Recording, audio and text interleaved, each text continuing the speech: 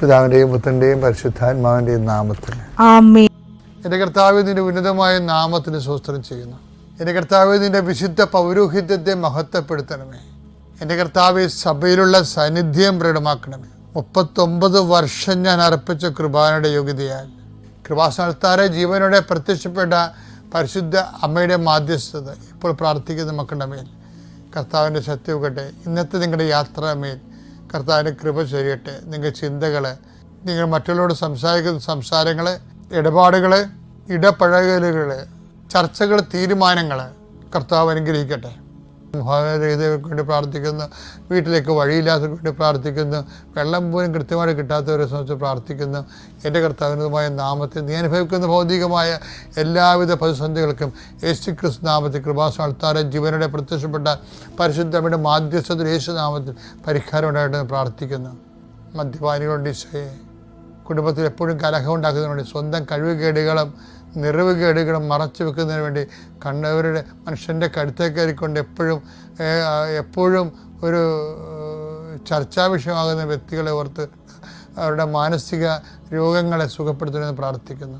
എൻ്റെ കർത്താവിൻ്റെ ഉന്നതമായ നാമത്തിൽ കൃപാസ്ഥാനത്താരെ ജീവനോടെ പ്രത്യക്ഷപ്പെട്ട പരിശുദ്ധയുടെ മാധ്യസ്ഥത നിങ്ങൾ അനുഗ്രഹിക്കപ്പെടട്ടെ. നമുക്ക് പ്രാർത്ഥിക്കാം. അമ്മേ പരിശുദ്ധമ്മേ, അമ്മേ പരിശുദ്ധമ്മേ, ദൈവമാതാവേ, കൃപാസനത്തിലൂടെ ഞങ്ങൾക്കും ഞങ്ങളുടെ ദേശത്തിനും അമ്മ മധ്യസ്ഥം തേടി തന്ന എല്ലാ അനുഗ്രഹങ്ങൾക്കും കൃപകൾക്കും ഞങ്ങളിപ്പോൾ ഹൃദയം നിറഞ്ഞ നന്ദി പറയുന്നു. അമ്മേ പരിശുദ്ധമ്മേ, ദൈവമാതാവേ, 2004 ഡിസംബർ 7-ാം തീയതി ഉച്ച കഴിഞ്ഞ് 2:30 കൃപാസനത്തിൽ സംഭവിച്ച അമ്മയുടെ പ്രത്യക്ഷപ്പെടലിനെ കുറിച്ച് തിരുസഭയ്ക്ക് സമർപ്പിച്ചിരിക്കുന്ന പഠനരേഖകളുടെ മേൽ സഭാത്മകമായ പഠനം ആരംഭിക്കുവാൻ ഞങ്ങൾ പ്രാർത്ഥിക്കുന്നു. അമ്മേ പരിശുദ്ധമ്മേ, ഭൂസ്വർലോകങ്ങളുടെ രാജ്ഞിയായ അങ്ങേയ്ക്ക് ഭൗമസംരക്ഷണത്തിനായി പ്രപഞ്ച പ്രകൃതിയെ തന്നെ തിരുസഭ പ്രതിഷ്ഠിക്കുവാൻ ഈ പ്രത്യക്ഷീകരണം വഴി ഇടയാക്കണമേ. പരിശുദ്ധമ്മേ, ജപമാല മാതാവേ, സകല കൃപാസനം പ്രാർത്ഥനകളോടും ചേർത്ത് ഞങ്ങളിപ്പോൾ പ്രാർത്ഥിക്കുന്ന ഈ കുടുംബത്തിന്റെ പ്രത്യേക നിയോഗം. ഇന്നത്തെ നിയോഗം പറ മക്കളെ.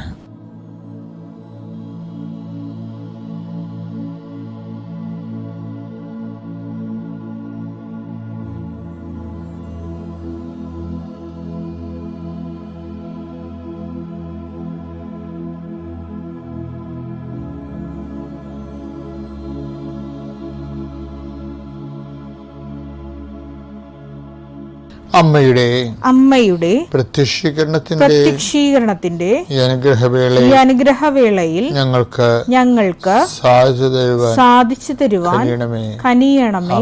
ആമേൻ. ഞങ്ങളുടെ പിതാവേ, അങ്ങയുടെ നാമം പൂജിതമാകണമേ. അങ്ങയുടെ രാജ്യം വരണമേ. അങ്ങയുടെ തിരുമനസ് സ്വർഗത്തിലെ പോലെ ഭൂമിയിലുമാകണമേ. അന്നു വേണ്ടുന്ന ആഹാരം ഇന്ന് ഞങ്ങൾക്ക് തരണമേ. ഞങ്ങളോട് തെറ്റ് ചെയ്യുന്നവരോട് ഞങ്ങൾ ക്ഷമിക്കുന്നത് പോലെ ഞങ്ങളുടെ തെറ്റുകൾ ഞങ്ങളോടും ക്ഷമിക്കണമേ. ഞങ്ങളെ പ്രലോഭനത്തിൽ ഉൾപ്പെടുത്തരുതേ, തിന്മയിൽ ഞങ്ങൾ രക്ഷിക്കണമേ. ആമേൻ. നന്മ നിറഞ്ഞ മറിയമേ, സ്വസ്തി, കർത്താവ് അങ്ങയുടെ കൂടെ സ്ത്രീകളിൽ അങ്ങ് അനുഗ്രഹിക്കപ്പെട്ടവളാകുന്നു. അങ്ങയുടെ ഉദരത്തിൻ ഫലമായി ഈശോ അനുഗ്രഹിക്കപ്പെട്ടവനാകുന്നു. പരിശുദ്ധ മറിയമേ, തമ്പുരാന്റെ അമ്മേ, പാപികളായ ഞങ്ങൾക്ക് വേണ്ടി ഇപ്പോഴും ഞങ്ങളുടെ മരണസമയത്തും തമ്പുരാനോട് അപേക്ഷിക്കണമേ. ആമേൻ. ലൂക്കാ 13:21 വായിച്ചേ. ഒരുവൻ അവനോട് ചോദിച്ചു, കർത്താവേ, രക്ഷ പ്രാപിക്കുന്നവർ ചുരുക്കമാണോ? എന്താ കാര്യം അറിയാവാ? അതൊക്കെ മുമ്പോട്ട് വചനമുണ്ട് അവിടെ, അത് വായിച്ചേ. അതിന്റെ മുകളിലുള്ള വചനം വായിച്ചേ. പട്ടണങ്ങളിലും ഗ്രാമങ്ങളിലും പഠിപ്പിച്ചുകൊണ്ട് അവൻ ജെറുസലേമിലേക്ക് യാത്ര ചെയ്യുകയായിരുന്നു. അപ്പൊ ഈ യാത്ര മുഴുവനും കൂടെ കക്ഷികളാ നിൽക്കണത്. പട്ടണങ്ങളിലും ഗ്രാമങ്ങളിലും ചുറ്റും കർത്താവുമായിട്ട് വളരെ ആ കർത്താവിൻ്റെ വചനത്തിൽ ഇങ്ങനെ നിർവൃതി കൊണ്ട് അഭിഷേകം പ്രാപിച്ച ഒരു ആളാണിത്. എല്ലാ വീട്ടിൽ ഗ്രാമങ്ങളിൽ ചെല്ലുമ്പോഴും ഇയാളുണ്ടാവും, പട്ടണത്തിൽ ചെല്ലുമ്പോൾ ഇയാളുണ്ടാവും. എല്ലാം കൂടി കേട്ടിട്ട് അവസാനം കർത്താവിനോട് ഡയറക്റ്റ് ചോദിക്കാൻ പറ്റുന്ന ഒരു സാധാരണ മനുഷ്യനാണ്. കേട്ട് കേട്ട് കേട്ട് കേട്ട് കർത്താവുമായിട്ട് നല്ല അടുപ്പമായി കഴിഞ്ഞപ്പോൾ ഒരു ഓർഡിനറി മാനാണ്. പക്ഷേ ഈ ഓർഡിനറി മാൻ്റെ കുഴപ്പം എന്ന് പറഞ്ഞാൽ ഇയാൾ എല്ലായിടത്തും കർത്താവ് ചില സ്ഥലത്ത് എല്ലാം ഉണ്ടാവും. കർത്താവിൻ്റെ പ്രസംഗത്തോട് ഭയങ്കര ഇഷ്ടമാണ്. അങ്ങനെ രാത്രിയും പകരും നാട്ടിലും നഗരത്തിലുമൊക്കെ ഇയാളെ കാണും. അങ്ങനെ ഈശോയോട് ഡയറക്റ്റ് സംസാരിക്കാൻ പറ്റുന്ന രീതിയിൽ അയാൾ അവസാനം ആത്മാർത്ഥമായിട്ട് വിളിച്ച് ചോദിക്കും, കർത്താവേ, ഞാൻ നിൻ്റെ കൂടെ ഈ ദിവസങ്ങളിലൊക്കെ ഉണ്ടായിരുന്നു, എല്ലാം കൊതിയോടുകൂടി കേട്ടു. അപ്പം എനിക്ക് മനസ്സിലായത് രക്ഷപ്പെടുന്ന ആൾക്കാർ ചുരുക്കമാണെന്നാണ്. ശരിയാണോ? ഞാൻ മനസ്സിലാക്കിയ ശരിയാണോ? എന്താ ഈശോ പറയണമെന്ന് പാടി? അവൻ അവരോട് പറഞ്ഞു, ഇടുങ്ങിയ വാതിലിലൂടെ പ്രവേശിക്കുവാൻ പരിശ്രമിക്കുവിൻ. ഞാൻ നിങ്ങളോട് പറയുന്നു, അനേകം പേർ പ്രവേശിക്കാൻ ശ്രമിക്കും, എന്നാൽ അവർക്ക് സാധിക്കുകയില്ല. എന്താ സംഭവം എന്ന് അറിയാം? അതായത് നമ്മൾ ഇതിൻ്റെ അകത്ത് ഭയങ്കര ഫിൽട്ടറിങ് ആണ്. ഒരു ഘട്ടത്തിൽ എല്ലാവരും കയറാൻ പറ്റും, അടുത്ത ഘട്ടത്തിൽ കുറച്ച് പേർ കയറാൻ പറ്റും, അടുത്ത ഘട്ടത്തിൽ ചുരുങ്ങി വരും. എന്ന് വെച്ച് കഴിഞ്ഞാൽ പക്ഷേ ദൈവത്തിൻ്റെ ആഗ്രഹം എന്താണ്? എല്ലാവരും രക്ഷപ്പെടണമെന്ന് തന്നെയാണ് ആഗ്രഹം. 1 തിമോത്തി 2:4 എല്ലാവരും രക്ഷിക്കപ്പെടണമെന്നും എല്ലാവരും രക്ഷിക്കപ്പെടണമെന്നും സത്യം അറിയണമെന്നും ആണ് അവിടുന്ന് ആഗ്രഹിക്കുന്നത്. ഇപ്പം എല്ലാവരെയും വെൽക്കം ചെയ്യുന്നുണ്ട്. പക്ഷേ പോകെ അത് കുറച്ച് സീരിയസ് ആയിട്ടുള്ള ടെസ്റ്റ്. ഇപ്പോൾ നമുക്കറിയാമല്ലോ, പട്ടാളക്കാരെ കണ്ടിട്ടില്ലേ? കഴിഞ്ഞ ദിവസങ്ങളിൽ ഞാനൊരു നമ്മുടെ ക്യാപ്റ്റൻ വർഗീസ് മാത്യുവിനെ കണ്ട്. അപ്പോൾ അദ്ദേഹം കൊമഡോറായി അദ്ദേഹം ഇന്ത്യൻ നേവിയിൽ. അപ്പോൾ അദ്ദേഹത്തിന് 1 സ്റ്റാറുണ്ട്. പിന്നെ അദ്ദേഹത്തിന് കുറേ ടൈം ഉണ്ട് ഇനിയും. അപ്പോൾ ഒരു പക്ഷേ അയാൾ റിട്ടയർ ചെയ്യുമ്പോൾ അദ്ദേഹത്തിന് 3 സ്റ്റാർ വല്ലതും കാണും. എന്ന് വെച്ച് കഴിഞ്ഞാൽ ഓരോ ഘട്ടം ചെല്ലും തോറും ദൈവരാജ്യം ഏതാണ്ട് ഇതുപോലെയാണ്. വെച്ചാൽ ആ 1 സ്റ്റാർ ഗ്രേസ് കൃപയുടെ 1 സ്റ്റാറുള്ളവരുണ്ടാവും, 2 സ്റ്റാറുള്ളവരുണ്ടാവും, 3 സ്റ്റാറുള്ളവരുണ്ടാകും. അത് ദൈവരാജ്യം ഈ ബലപ്രയോഗത്തെ വിധേയമായിരിക്കണം എന്ന് പറയാൻ കാര്യം അതാണ്. അപ്പോൾ ഓരോരോ ഘട്ടം ചെല്ലുന്തോറും നമുക്ക് പുതിയ ശക്തിയും പുതിയ കൃപയും, അല്ലാതെ ആദ്യത്തെ സിലബസ് തന്നെയല്ല പിന്നെ ഫോളോ ചെയ്യണത്. സിലബസ് ഇങ്ങനെ മാറിക്കൊണ്ടിരിക്കും. അപ്പോൾ നിങ്ങൾ പറയും, അയ്യോ പണ്ട് വിജയകുമാർ എന്നോട് പറയുമായിരുന്നു, എന്താണ് അച്ഛാ problems are always in queue എന്ന് പറയും. Problems are always in queue. അത് ശരിയാണ്. അപ്പോൾ നമ്മൾക്ക് ഇങ്ങനെ ഓരോ സമയത്ത് ഇങ്ങനെ ടെസ്റ്റ് ഉണ്ടായിക്കൊണ്ടിരിക്കും. ആ ടെസ്റ്റ് അനുസരിച്ചുകൊണ്ട് നമുക്ക് ഇങ്ങനെ സ്റ്റാർ എണ്ണം കൂടിക്കൊണ്ടേയിരിക്കും. വിശ്വാസ പ്രമാണം. സർവശക്തനായ പിതാവും ആകാശത്തിന്റെയും ഭൂമിയുടെയും സൃഷ്ടാവുമായ ദൈവത്തിൽ ഞാൻ വിശ്വസിക്കുന്നു. അവിടുത്തെ ഏകപുത്രനും ഞങ്ങളുടെ കർത്താവുമായ ഈശോ മിശിഹായിലും ഞാൻ വിശ്വസിക്കുന്നു. ഈ പുത്രൻ പരിശുദ്ധാത്മാവിനാൽ ഗർഭസ്ഥനായി കന്യകാമറിയത്തിൽ നിന്ന് പിറന്ന് പൊന്തിയോസ് പീലാത്തോസിന്റെ കാലത്ത് പീഡകൾ സഹിച്ച് കുരിശിൽ തറയ്ക്കപ്പെട്ട് മരിച്ച് അടക്കപ്പെട്ട് പാതാളങ്ങളിൽ ഇറങ്ങി മരിച്ചവരുടെ ഇടയിൽ നിന്ന് 3-ാം നാൾ ഉയർത്ത് സ്വർഗത്തിലേക്ക് എഴുന്നള്ളി സർവശക്തിയുള്ള പിതാവായ ദൈവത്തിന്റെ വലതുഭാഗത്തിരിക്കുന്നു. അവിടെ നിന്ന് ജീവിക്കുന്നവരെയും മരിച്ചവരെയും വിധിക്കുവാൻ വരുമെന്നും ഞാൻ വിശ്വസിക്കുന്നു. പരിശുദ്ധാത്മാവിലും ഞാൻ വിശ്വസിക്കുന്നു. വിശുദ്ധ കത്തോലിക്കാ സഭയിലും പുണ്യവാന്മാരുടെ ഐക്യത്തിലും പാപങ്ങളുടെ മോചനത്തിലും ശരീരത്തിന്റെ ഉയർപ്പിലും നിത്യമായ ജീവിതത്തിലും ഞാൻ വിശ്വസിക്കുന്നു. ആമേൻ. ഇപ്പോൾ എന്നെ സംഭവിച്ചിരിക്കുന്നത്, അവന് പ്രാർത്ഥന കുറഞ്ഞു. എന്താ കാര്യം? എൻ്റെ കൈ ഒടിഞ്ഞില്ലേ? കാനഡ സ്വപ്നം, കനേഡിയൻ സ്വപ്നമൊക്കെ പൊരിഞ്ഞു, കൈയൊക്കെ ഒടിഞ്ഞു.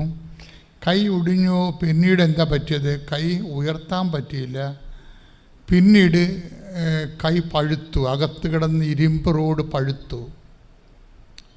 അപ്പം നീരായി കാല്. ചെറുപ്പക്കാരൻ ഡിസ്ഫിഗറായിപ്പോയി. നമ്മുടെ ലക്ഷണം നീര് കയറുമ്പോൾ ലക്ഷണം മാറത്തില്ലേ? ഇല്ലേ? അപ്പം മാറും. അപ്പം അതനുസരിച്ചിട്ട് അവൻ്റെ ഫെയ്ത്തും ഒക്കെ ഇങ്ങനെ ചീർക്കാൻ തുടങ്ങി. പക്ഷേ ഈ ഫെയ്ത്ത് ചീർക്കുമ്പോഴും ക്രിസ്തു ജോസഫ് ഒരു കാര്യം ചെയ്യും, ഉടമ്പടി ധ്യാനം കൂടിക്കൊണ്ടിരിക്കും. ഒരു പിടി ഒരു പിടി. അത് ഇപ്പം എന്നെ സംഭവിച്ചിരിക്കുന്നത് 1 by 1 ട്രാജഡിയാണ്. ഇങ്ങനെ ട്രാജഡി 1 by 1 ആയിട്ട് സംഭവിക്കുമ്പോഴും ഉടമ്പടി ധ്യാനം ഇവൻ കൂടിക്കൊണ്ടേയിരിക്കും. എന്താ കാര്യം? എന്തൊക്കെ എൻ്റെ ജീവിതത്തിൽ സംഭവിച്ചാലും കർത്താവ് എന്നെ ടോട്ടലായിട്ട് കൈവിടത്തില്ല. എപ്പോഴും കർത്താവ് എന്നെ ഏറ്റെടുക്കും. കാത്തിരിക്കുകയാണ്. അത് ഭയങ്കര സാക്ഷ്യമാണത്. പക്ഷെ ആൾക്കാർക്ക് ആ സാക്ഷ്യം മനസ്സിലേലും തോന്നുന്നത്. പക്ഷെ അത് ഭയങ്കര സാക്ഷ്യമാണ്. നമ്മൾ സാധാരണ സാക്ഷ്യത്തെക്കാളത്തൊരു ക്വാളിറ്റീസുള്ള സാക്ഷിയാണ്. എന്ത് പ്രശ്നം വെച്ച് കഴിഞ്ഞാൽ അതിനുശേഷം ഇവൻ്റെ കൈ രണ്ടാമത് റീഓപ്പൺ ചെയ്യും. ഒടിഞ്ഞുപോയ കൈ, അകത്ത് ഇരുമ്പ് റോഡ് പൊട്ടിയില്ലേ, അത് റീഓപ്പൺ ചെയ്യും.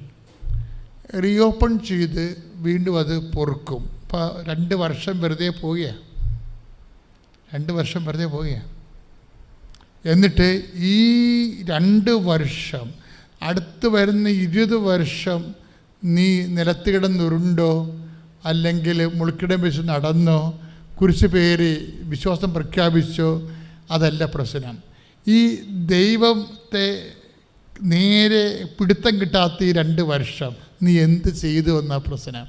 അതാണ് നിൻ്റെ വിശ്വാസ പ്രഖ്യാപനം എന്ന് പറയുന്നത്. ഇതൊരു 50 മാർക്കിൻ്റെ ക്വസ്റ്റ്യനാണ്. നാളെ ഈ ക്രിസ്റ്റി ജോസഫ് ആരോഗ്യവാനായി വേണമെങ്കിൽ ഒത്തിരിയേറെ നല്ല പ്രവൃത്തികളൊക്കെ ചെയ്യും, ഒത്തിരിയേറെ സുവിശേഷ സാക്ഷി ജോലിയൊക്കെ ചെയ്യും. പക്ഷെ അതിന് മാർക്ക് കുറവായിരിക്കും ആരോഗ്യത്തിൽ ചെയ്യുമ്പോൾ. അനാരോഗ്യത്തിൽ ചെയ്യുമ്പോൾ 2 മാർക്കാണ് ആരോഗ്യത്തിൽ ചെയ്യണതിന് ഒരു ചോദ്യത്തിനുള്ളതെങ്കിൽ അനാരോഗ്യകാലത്ത് അതിന് 20 മാർക്കായിട്ട് ഇത് കൂടും. അതാണ് എൻ്റെ വിഷയം. ഇതൊരു ടെക്നിക്കലായിട്ടുള്ള മാത്തമാറ്റിക്കലായിട്ടുള്ള അപ്രോച്ചാണ്. നിനക്കിത്തിരി വിഷമവും കണ്ണീരും ഞാൻ ചോദിക്കും, നീ എന്താ എൻ്റെ ഇടവകയിലുള്ള ആൾക്കാരൊക്കെ എനിക്ക് നേരിട്ടറിയാമല്ലോ. അപ്പം ഞാൻ ചിലവളോടൊക്കെ ചോദിക്കും, എൻ്റെ അടി പള്ളി വരണില്ലേ നീ? അപ്പോൾ ചിരിക്കും. അപ്പോൾ അമ്മ പറയാം, അവൾക്ക് പാടില്ലാതെ കിടക്കരുതെന്ന് പറഞ്ഞു. ഞാൻ പറഞ്ഞു, ഇപ്പോൾ ഈ കാലത്തൊക്കെ പാടില്ലാതെ വന്നു കഴിഞ്ഞാൽ പലരും കിടക്കുക. അപ്പോൾ ഞാൻ എൻ്റെ രീതി ഞാനും പറയും. എന്താ കാര്യത്തിൽ കഴിഞ്ഞാൽ പിരിച്ച് വന്ന് നടുവേനായിട്ട് കിടക്കണമെന്നാണ്. പക്ഷെ ഞാൻ പറയുന്നത് നിരങ്ങിയാണെങ്കിൽ ആ സമയത്ത് പള്ളിയിൽ പോകണം. എന്താ കാര്യം എന്നറിയാവാ? അതൊരു ഇൻവെസ്റ്റ്മെൻറ്റ്. ആ ക്വസ്റ്റ്യൻ ഒരു 20 മാർക്കിൻ്റെ ക്വസ്റ്റ്യനാണത്. നാളെ നീ ഓക്കെ ആകും, നീ നല്ല ആരോഗ്യവാനാകും. പക്ഷെ അതിന് നീ അപ്പം ദേവാലയത്തിൽ പോകുമ്പോൾ 2 മാർക്കാണ് കിട്ടുന്നത്. കാര്യം യു ആർ ഹെൽത്തി. നിനക്ക് ഇൻവെസ്റ്റ്മെൻ്റ് ഇല്ലല്ലോ. ഇപ്പം നിനക്ക് മൂട് കിഴപ്പം, നടുവ് കിഴപ്പം, ഭക്ഷണം കഴിക്കണം, ഒക്കാനും വേണ്ടി ഛർദ്ദിക്കണമെന്നൊക്കെ ഒരു മൂവ്മെൻറ്റ് ചെയ്യാൻ പറ്റണില്ല. പക്ഷെ അപ്പം നീ പോകുമ്പോൾ അതിന് 20 മാർക്കാണ്. ഇൻവെസ്റ്റ്മെൻറ്റ് പ്രോബ്ലമാണ് എപ്പോഴും. ഇങ്ങനെ ഓരോരോ കാലത്ത് നമുക്ക് കുറച്ച് ക്ലെയിം ഉണ്ടാക്കി വെക്കണം. അത് കപ്പാസിറ്റി ഉണ്ടാക്കി വെക്കണം. അങ്ങനെ ഉണ്ടാക്കി വെച്ച് കഴിഞ്ഞാൽ ഉള്ള ഗുണമെന്ന് വെച്ച് കഴിഞ്ഞാൽ നമുക്ക് വളരെ മോശം കാലം വരുമ്പോൾ ഈ കപ്പാസിറ്റിയിൽ നമുക്ക് ദൈവത്തിന് മുമ്പിൽ ഒരു പിടിപാടുണ്ടാകും. അപ്പോൾ നമുക്ക് ഒരു വൈബ്രേഷൻ ഉണ്ടാകത്തില്ല. ക്രിസ് ജോസഫ് വീണ്ടും സുഖപ്പെട്ട് കഴിഞ്ഞാൽ ഒരു കുഴപ്പമുണ്ട്. അവൻ്റെ കൈ സ്വാധീനം പോയി, കൈ പൊക്കാൻ പറ്റണില്ല. അവ പറഞ്ഞു, ഈശോ, ഞാൻ എൻ്റെ കഷ്ടപ്പാടിൻ്റെ കാലത്തെല്ലാം എനിക്ക് അത്യം വിശ്വാസം പ്രഖ്യാപിക്കാൻ പറ്റിയില്ലെങ്കിലും ഞാൻ ഉടമ്പടി ധ്യാനമൊക്കെ കൂടി ഞാൻ വിശ്വാസം കളഞ്ഞില്ലല്ലേ ഈശോ. അപ്പം എനിക്ക് ജോലി എനിക്ക് കിട്ടണ്ടേ, എന്നെ സഹായിക്കണ്ടേ. എൻ്റെ കൈ ഇങ്ങനെ തളർന്നു പോയ കാര്യത്തിൽ ഞാൻ ബസ്സിൽ യാത്ര ചെയ്യുമ്പോൾ ബസ്സൊക്കെ പിടിക്കണ സമയത്ത് കൈ ഇങ്ങനെ തൂങ്ങിക്കിടക്കും. കൈ വിട്ട തകയെന്നടിച്ച് താഴെ പോകും കൈ. അങ്ങനൊരു അവസ്ഥയിൽ കൈയായിപ്പോയി. അപ്പോൾ അവന് ഭയങ്കര സങ്കടമായി. ഒരു യുവാവ് പോകുന്ന ഒരു വഴി കണ്ടില്ലേ. പക്ഷെ എന്നാലും ഇവൻ പിടിവിടുന്നതില്ല. എന്നാലും ഇവൻ വിശ്വാസത്തിന് പിടിവിടാതെ നിൽക്കുന്നുണ്ട്. കുറച്ച് കഴിയുമ്പോൾ ഇവൻ്റെ അങ്കിള് വരുമ്പോൾ പറഞ്ഞു, ക്രിസ്റ്റി എന്തായി, നിൻ്റെ ജീവിതം കുലച്ചല്ലേ, എൻ്റെ കൈയൊക്കെ പോയല്ലേ? ആ അങ്കിളെ, കൈ പൊക്കാൻ പറ്റണില്ല എന്നും പറഞ്ഞ് ഇങ്ങനെ പൊക്കിയപ്പോൾ പൊങ്ങി നിൽക്കണം. അതാ രസം. അങ്കിളെ കൈ പൊക്കാൻ പറ്റണില്ല എന്നും പറഞ്ഞു നോക്കിയപ്പോഴേ അത് ഫുള്ളായിട്ട് പടുത പോയി പൊങ്ങി നിൽക്കണം. He's healed totally. കൈ ഇടിച്ച് കർത്താൻ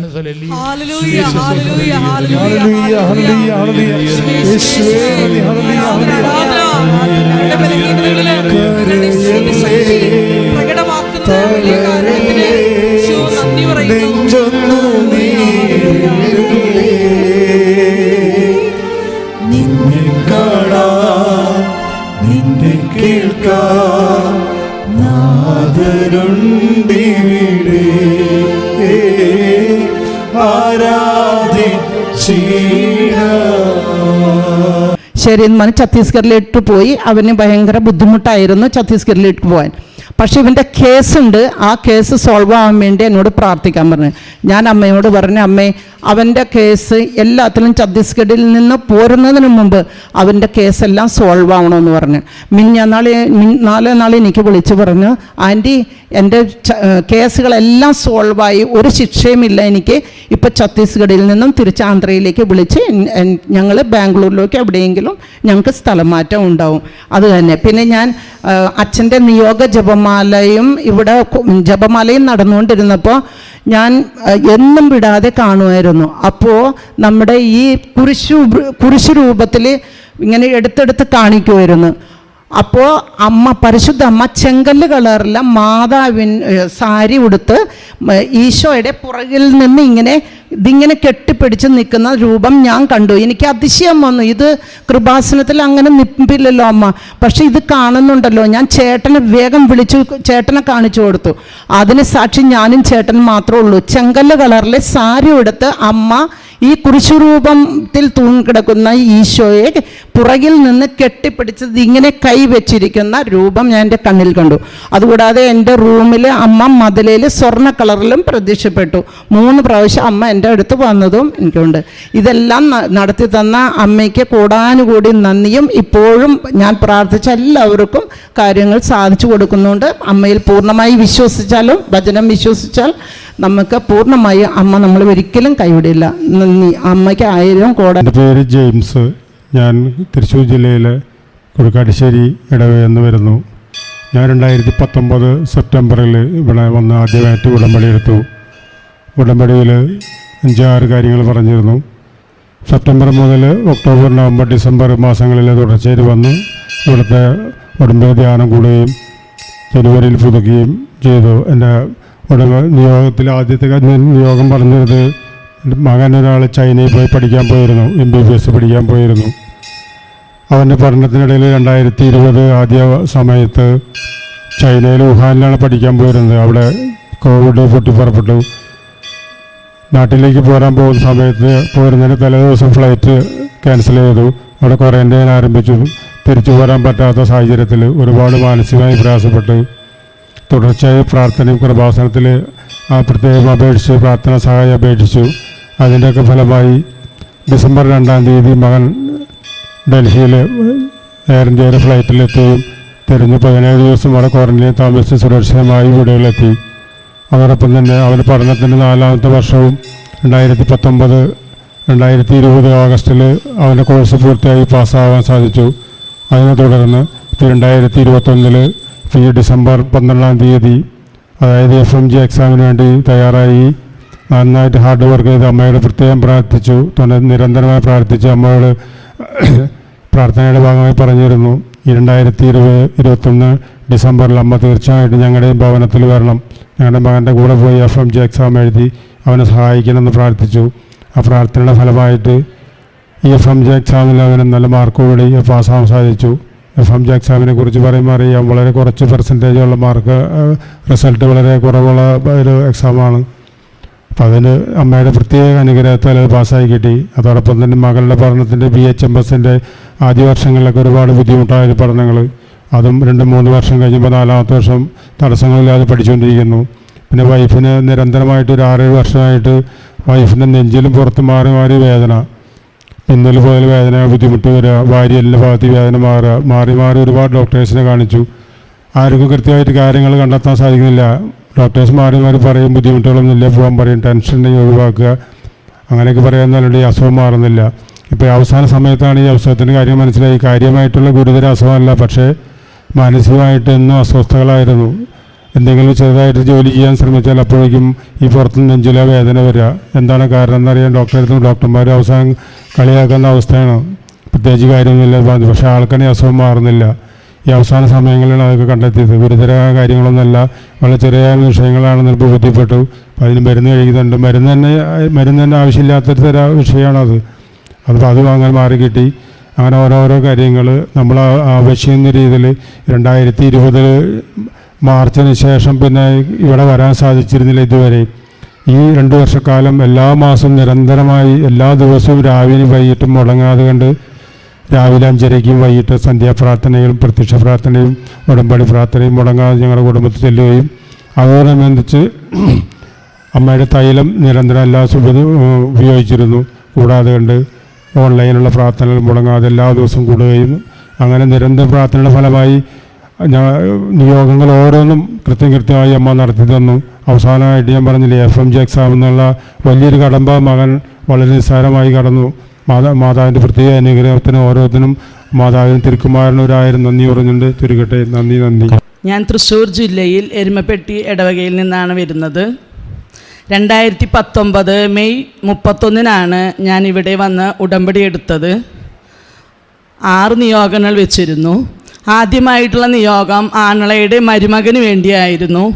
മരുമകൻ ഗൾഫിൽ ജോലി സംബന്ധമായി ഒരു കേസിലകപ്പെടുകയും പാസ്പോർട്ട് അവർ വാങ്ങിവെച്ച് അവന് നാട്ടിലേക്ക് വരാൻ സാധിക്കാതെ ആവുകയും ചെയ്തു.